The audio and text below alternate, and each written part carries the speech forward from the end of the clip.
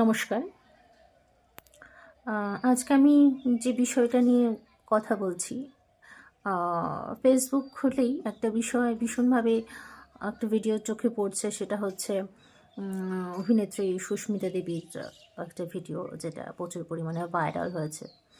এবং উনি যে বিষয়গুলোকে বলেছেন সেটা মূলত ওনার এক্স হাজব্যান্ড সব্যসাচী চক্রবর্তী এবং তার ভাই শাক চক্রবর্তী। উনি একজন ব্লগারও, সবাই জানেন সেটা। এখানে আমি মূলত সুস্মিতা দেবীকে নিয়ে কথা বলতে চাইছি আর কি। প্রত্যেকটা মানুষের ভালো থাকার অধিকার আছে এবং আমার মনে হয় প্রত্যেকটা মানুষ তার নিজের ভালো থাকার পথগুলোকে খুঁজে বার করে। আর সেক্ষেত্রে সুস্মিতা দেবীও খুঁজে বার করেছেন এবং তিনি সেই পথ অবলম্বনও করেছেন। ইতিমধ্যে উনি বিয়ে করে নিয়েছেন, সেটা আমরা দেখছি সোশ্যাল মিডিয়াতে প্রচুর পরিমাণে। সেই নিয়ে আমি কোনো নেগেটিভ কথা বলবো না।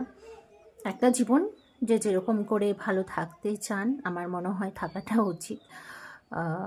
আর যাই হোক, এটা কখন হতে পারে না। আমি যদি সমাজের কথা ভাবি, পাড়া প্রতিবেশীর কথা ভাবি, তাহলে হয়তো আমি কখনো কোনো দিন ভালো থাকতে পারবো না। আমার মনে হয় ভালো থাকার পথগুলো নিজের একান্ত এবং সাহসিকতার সাথেই পদক্ষেপ নিতে হয়।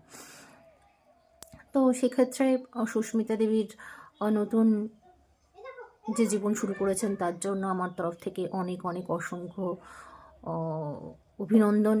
উনি ভালো থাকুন, সুস্থ থাকুন, ঠিক আছে।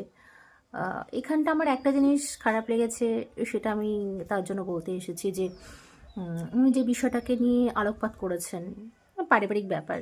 এতদিন তো উনি চুপ ছিলেন, উনি তো কিছু বলেননি। এটা আমার ভীষণ ভালো লেগেছে যে একটা মানুষ অ্যাকচুয়ালি অভিনেতা অভিনেত্রী, ওনাদের তো আমরা মানে পর্দায় দেখি, তাদের হাসি কান্না ওই পর্দাতেই দেখি অভিনয়ের সোর্সে, কিন্তু তাদের ব্যক্তিগত জীবন কতটা জটিল সেটা হয়তো আমরা জানি না। আর আমরা ভেবে থাকি ওনাদের জীবন হয়তো ওরকমই আলোকময়। অবশ্য থাকুক, এটা আমরা কাম্য।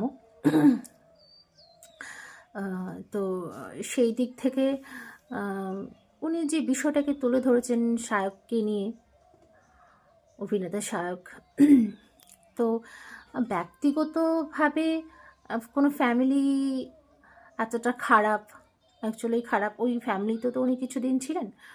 তো আমি বলতে চাইছি এতগুলো দিন উনি কী করে ওরকম একটা ফ্যামিলির সাথে থাকতে পেরেছেন। আর যখন থেকেইছেন উনি, তাহলে আমার মনে হয় এতটা জল ঘোলা করাটাও বোধহয় উচিত ছিল না। যখন আমি একটা সিচুয়েশান থেকে বেরিয়ে আসছি, সেই সিচুয়েশানটাকে নিয়ে জল ঘোলা করার তো কোনো প্রয়োজন নেই। আমার মনে হয় উনি এই মুহূর্তে দাঁড়িয়ে যেখানে আছেন সেখানে খুব ভালো আছেন। পুরনো কিছু জিনিস এক্সপ্লোর করে নিজের অতীতগুলোকে বা কাটা ঘায়ে নুনের ছিটা দেওয়ার মতো পরিস্থিতি তৈরি করাটা আমার মনে হয় খুব একটা ভালো দেখায় বলে মনে হয় না। তবে ওনার ব্যক্তিগত ব্যাপার, ওনার মনে হয়েছে এই বিষয়টা বলা উচিত, সবার জানা উচিত।